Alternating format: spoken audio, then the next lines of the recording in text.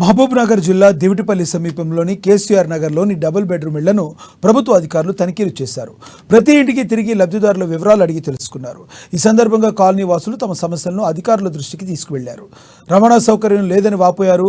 అదేవిధంగా అధికారులు ఆదివారం రోజు విచారణకు వస్తే కూలీ పనులు చేసుకునే తమకు వీలుగా ఉంటుందని, ఆదివారం అయితే విచారణకు పూర్తిగా సహకరిస్తామని విజ్ఞప్తి చేశారు.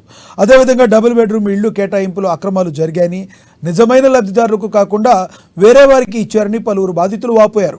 అధికారులు విచారణ జరిపి నిజమైన లబ్ధిదారులకు ఇళ్లు కేటాయించాలని వేడుకుంటున్నారు.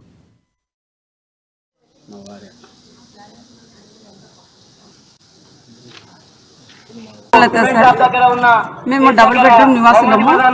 పొద్దుగాల లేచి కూలికి అవుతాము, సాయంకాలం 6 గంటలకు వస్తాము. మేము ఇంట్లోనే ఉంటున్నాము. గవర్నమెంట్ ద్వారా మేము బాగానే ఉన్నాము ఇప్పటి వరకు. అయితే ఎంక్వైరీ అని అన్నప్పుడు మాకు పనులు ఇది చేసుకొని మరీ ఇదవుతుంది. కాలింగ్ వస్తే ఖచ్చితంగా వచ్చి మళ్ళీ అటెండ్ అవుతున్నాం. వాళ్ళకి మా కూలి మాకు చేసుకోవడానికి చాలా ఇబ్బంది అవుతుంది. వీటి వల్ల ఏమి చేయలేని పరిస్థితి ఉందన్నమాట. ఏం చేసుకుందామన్నా చేయలేము. పోవాలన్నా ఏడికెళ్ళి అక్కడ వెళ్ళాలన్నా మాకు ఆటోస్కి అన్నిటికీ ఇబ్బందిగానే ఉంది.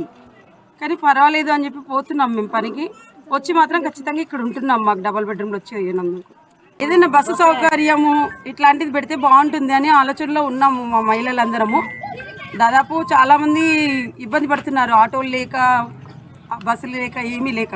ఆటోలు శ్రీనివాస్ గౌడ్ ఉన్నప్పుడు ఇది అంతా గోల్మల్ అయింది. అంతా అయితే నిరుపేదలకు ఇవ్వకుండా అనవసరంగా వాళ్ళకి ఇళ్ళకు లంచాలు తీసుకొని 3 లక్షలకు 4 లక్షలకు అట్లా అమ్ముకున్న కాలం కూడా ఉన్నాయి. ఎంక్వైరీస్ అన్నీ బయట వీళ్ళంతా తప్పు చెప్తున్నారు.